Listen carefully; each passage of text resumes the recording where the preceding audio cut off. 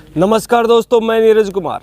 अब हम आज हैं मंडेला उप तहसील कार्यालय के सामने। यहाँ मंडेला और आसपास के गांव के ग्रामवासी इकट्ठे हुए हैं। ये आसपास के ग्रामवासी लगातार लगाए जा रहे केटीए पावर प्लांट का विरोध कर रहे हैं। कुछ दिनों पहले ये कलेक्टर से भी मिले थे, इसके बाद में भी ये लगातार विरोध कर रहे हैं। आज ये यहाँ इकट्ठा हुए हैं, तहसील में ज्ञापन देने के लिए आए हैं। यहाँ जानते हैं इनके आगे की रणनीति क्या होगी, इसके आगे का आंदोलन किस रूप में ये चलाएंगे।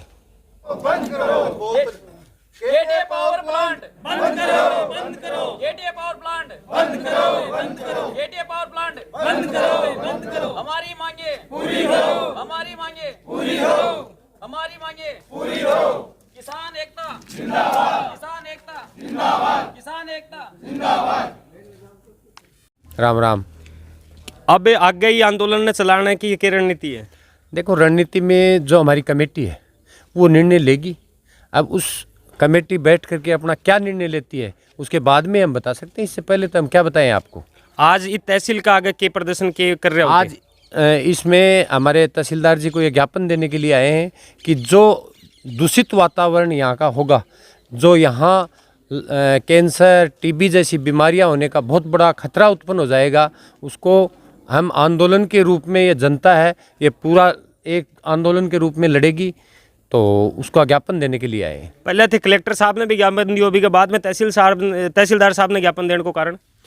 कलेक्टर साहब को जब ज्ञापन दिया था तो कलेक्टर साहब ने यहाँ एक टीम भेजी थी इसकी जांच के लिए, तो उसके अभी तक कोई कार्रवाई नहीं हुई है। तो एक बार तहसीलदार जी के थ्रू ज्ञापन ये कलेक्टर साहब के पास ही जा रहा है, लेकिन यहाँ से लोकल हम तहसीलदार जी के थ्रू भेजना चाह रहे हैं। राम राम। राम राम। यो आंदोलन थे लगातार चला रहा हो, आसपास को वातावरण दूषित होने को खतरों थे लगातार बता रहा हो, तो इनमें के कलेक्टर साहब भी मिले, आप तहसीलदारों गिरने ज्ञापन देना रहा हो, क्या रणनीति आगे की? देखो, एक वहाँ कलेक्टर की और प्रशासन की एकदम निगलेक्ट बात हम चल रहे हैं। अभी तक कोई कदम नहीं उठा के चल रहे हो प्रशासन भी, क्योंकि आगे पर या तो ऊपर को दबाव है या राजनीतिक अप्रोच को दबाव है, भी चीज़ को आप कुछ कौन पर तो चल रहे हो। अभी तो हम ये कह रहे हो कि तहसीलदार के माध्यम से और यह पहुंचाई जाएगी कलेक्टर साहब ने कि आचार संहिता को उल्लंघन भी करे जागो, क्योंकि आज की पोजीशन ये आ रही कि जनता मरी जाएगी, तो 5 महीना आगे आचार संहिता से क्या मतलब है। तो बी का मतलब ये रहे कि कलेक्टर साहब मारिया तो सुनाई करें, अगर नहीं करेंगे कलेक्टर साहब तो मैं आगामी विरोध करांगा, भी को धरना प्रदर्शन होगा, उग्र रूप धारण करेगी जनता, क्योंकि आज जनता सारी समझ चुकी है कि अपन की नुकसान हो रहा है और क्या अपन ये चीज़ से मिलने वाला है। तो जनता कितना देना बर्दाश्त कर सी।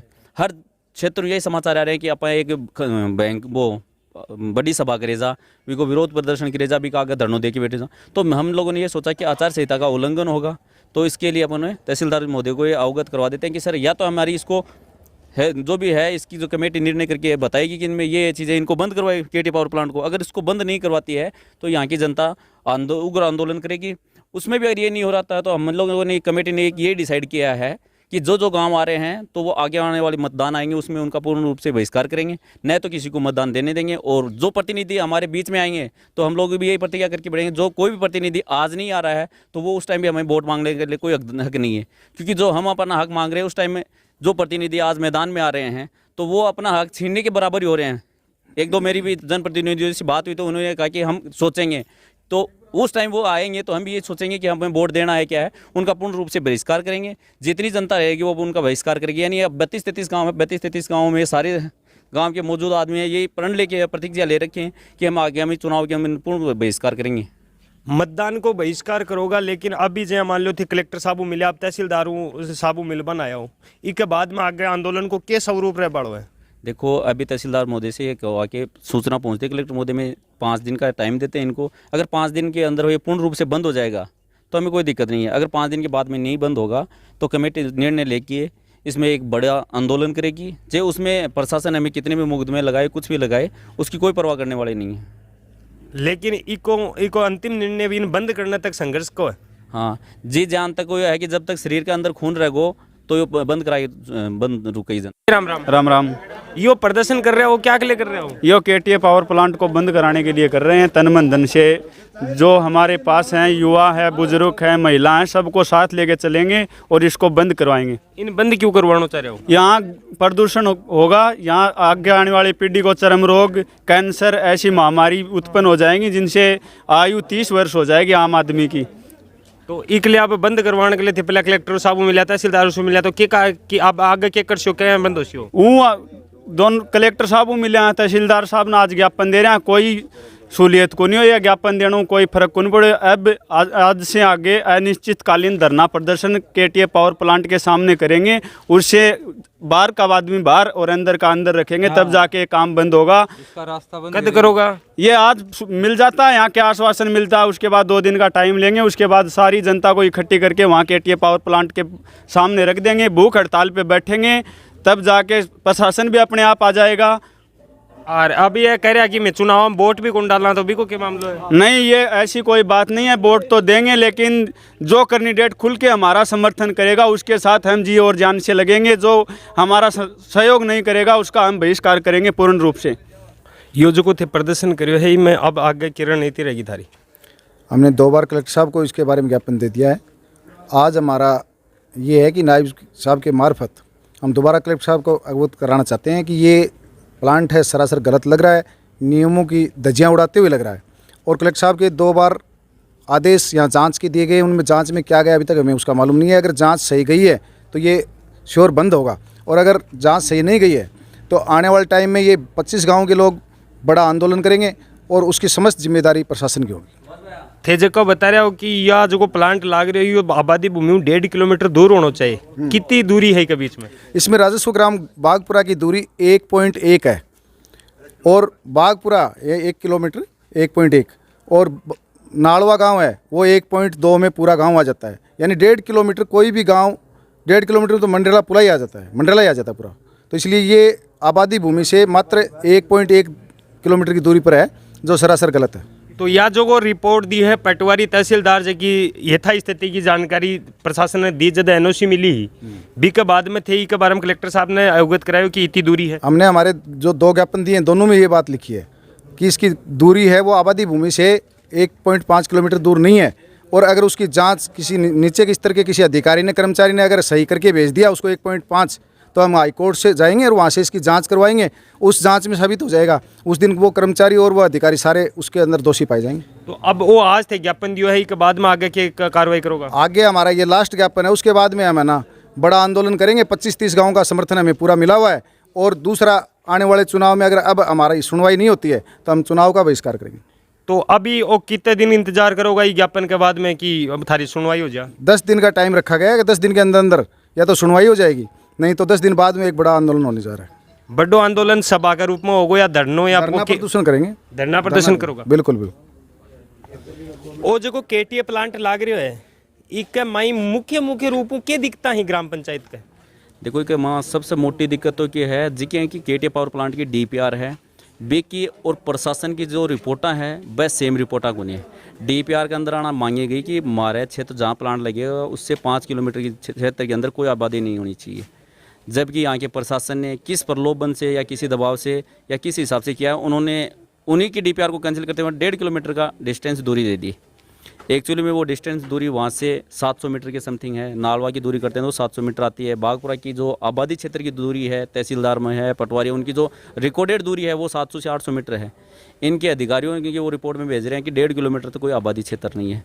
दूसरी ये चल रही है कि इनके 2-3 ज्ञापन दे दिए, उनके बाद में भी अगर अधिकारियों से बात करते हैं तो वे ये बताते हैं कि हमारे पास ऐसा कोई अधिकार नहीं है जिसे हम आपको अवगत करा सकें, हमारे उच्च अधिकारियों से बात करो। उच्च अधिकारियों में नायक तहसीलदार जी भी आते हैं, तो उनसे भी बात करते हैं तो वो भी यही चीज़ें कहते हैं हमारे उच्च अधिकारियों से बात करते हैं। ये उच्च अधिकारी के चक्कर में हमें तो ये लगता है कि अपने राज्यपाल से मिलना पड़ेगा, लेकिन आम जनता यहाँ की वो राज्यपाल से नहीं मिल पा सकती है। इससे बड़ा अधिकारी तो हमें मिलेगा नहीं। हर अधिकारी अब किस राजनीतिक प्रेशर के दबाव से दबा हुआ है या फिर कोई और प्रलोभन मिला हुआ है, इनको क्या चीज़ें मिली है उन चीज़ को हम स्पष्टली नहीं कर पा रहे हैं, लेकिन इन पे दबाव बहुत ज़्यादा है। तो इससे है कि यहाँ की जनता की कोई पीड़ा नहीं समझ रहे हैं और हर तरीके से निगलेक्ट करते हैं। कोई भी रिपोर्टें प्रॉपर रिपोर्टें नहीं है। अभी रिपोर्ट के अंदर भी चलते हैं तो तहसीलदार महोदय से या बात हुई तो वो ये बता रहे हैं कि हम आपकी जो पहले के हमारे साथी थे उन्होंने रिपोर्ट दे दी, हम उनको समझ से नहीं करते। मैं ये चीज़ पूछना चाहता हूँ, यदि उन्होंने के द्वारा कोई रिपोर्ट में गलती हो गई तो आज वो रिपोर्ट वेरीफाई करवा लो ना, क्या दिक्कत आ रही है। यदि उसमें 1.5 किलोमीटर की दूरी है तो इनकी रिपोर्टें सही है, अगर 1.5 किलोमीटर की दूरी नहीं है तो ये अपने आप गलत है, या फिर उनको भेजा के कलेक्टर महोदय से काम बंद करवाया जाए। क्योंकि रिकॉर्डेड चीज़ें हैं तो रिकॉर्डेड तो रहेंगे। ये तो है नहीं कि वो रबड़ है, रबड़ को छोड़ते हुए उसकी लंबाई घट जाएगी या बढ़ जाएगी। वो तो जिस दिन भी उतनी थी आज भी उतनी है। जको थे वो 1.5 किलोमीटर को डिस्टेंस होना चाहिए आबादी भूमि हूँ ये 1.5 किलोमीटर को एरिया में गाँव के अलावा कोई सार्वजनिक जगह भी आवेगी एक अंदर आवा ने सार्वजनिक स्कूल भी आवा है, अस्पताल भी आ रहे है और आंगनबाड़ी केंद्र भी आ रहे हैं। चालू स्थिति में की चालू स्थिति के अंदर है, 8वीं क्लास तक की प्राइमरी स्कूल है नाड़वा के अंदर, बा भी आ रही है। दूसरी बागपरा के अंदर है मिडिल स्कूल है, बा भी दूरी के अंदर आ रही है। और आंगनबाड़ी के अंदर भी है, वो भी दूरी के अंदर आ रही है। और अस्पताल भी आ रहे हैं ना, उप स्वास्थ्य केंद्र है। दूसरी बात है, इससे अगर अपन डिस्टेंस लेते हैं तो सीनियर सेकेंडरी स्कूल तक भी इसी आबादी के क्षेत्र के अंदर आ रही है। तो अब इम आगे थे क्या करोगा? आगे तो अभी चुनावी बहिष्कार करे जागो और अभी 10 दिन को अल्टीमेट टाइम दिए गए हैं। 10 दिन में अगर कोई कार्रवाई नहीं हुआ है तो उग्र आंदोलन जारी करे जागो। बिम चाहे प्रशासन आपकी कुछ भी कार्रवाई करे, जनता बिन बर्दाश्त कौन करेगी। जब आज़ादी की लड़ाई की अलग जगी भी की तरह आज एक से दोबारा से अलग जगरी है, एक अंदर कितना शहीद होगा क्या होगा वह प्रशासन की जिम्मेदारी रहेगी। आने वाली अगर कोई भी घटना हो जाएगी या कोई अनहोनी घटना होगी उसकी जिम्मेदारी प्रशासन की है। तो चुनावी बहिष्कार केवल ये मांग न लेके करोगा कि चुनाव अगर हमारी मांग नहीं मानी गई तो मैं मतदान को नहीं करांगा, या ये लिए कि जो मारो समर्थन करेगा भी के पक्ष में मतदान करेगा? नहीं, जब हमारी मांग ही नहीं होगी तो समर्थन से क्या रहेगा। हमें तो ये फैक्ट्री बंद कराने से मतलब है। फैक्ट्री बंद नहीं होगी तो आप मतदान ही नहीं करेंगे? मतदान ही नहीं करेंगे, नहीं करेंगे। और हम लोग ये प्रतिज्ञा भी लेंगे कि अगर कोई प्रतिनिधि हमारे गांव में आता है और वो फैक्ट्री बंद नहीं करवाने की कोशिश में रहता तो उसको हम गांव की एंट्री नहीं करने देंगे। गांव में पोस्टर लगवा देंगे, जनप्रतिनिधियों का गांव में आना प्रवेश निषेध है। मंडेला तहसील उप तहसील कार्यालय में जहां पर लगातार लोग केटीए पावर प्लांट का विरोध कर रहे हैं। लोगों का कहना है अगर इस केटीए पावर प्लांट को बंद करने की कार्रवाई प्रशासन नहीं करता है तो हम आने वाले विधानसभा चुनाव में मतदान का बहिष्कार करेंगे एवं जो जनप्रतिनिधि यहाँ मत मांगने आएंगे उनका गांव में प्रवेश भी निषेध करेंगे। इसके साथ ही गांव वालों का कहना है कि प्रशासन भी पावर प्लांट की कंपनी के साथ मिलकर के मिली भक्ति में दबाव में काम कर रहा है। 1.5 किलोमीटर के क्राइटेरिया में कोई सार्वजनिक स्थान या आबादी भूमि नहीं होनी चाहिए, लेकिन लगभग आधा किलोमीटर की भूमि में ही सार्वजनिक स्थान भी हैं और आबादी भूमि भी है। प्रशासन किस दबाव में काम कर रहा है ये पता नहीं, लेकिन दबाव में काम कर रहा है। ये सब बातें करनी है गांव वालों की। गांव वालों का कहना है कि हम इसके लिए आर पार की लड़ाई लड़ेंगे। लगभग 10 दिन के बाद आगे इसको आंदोलन को हम बड़े रूप में करेंगे।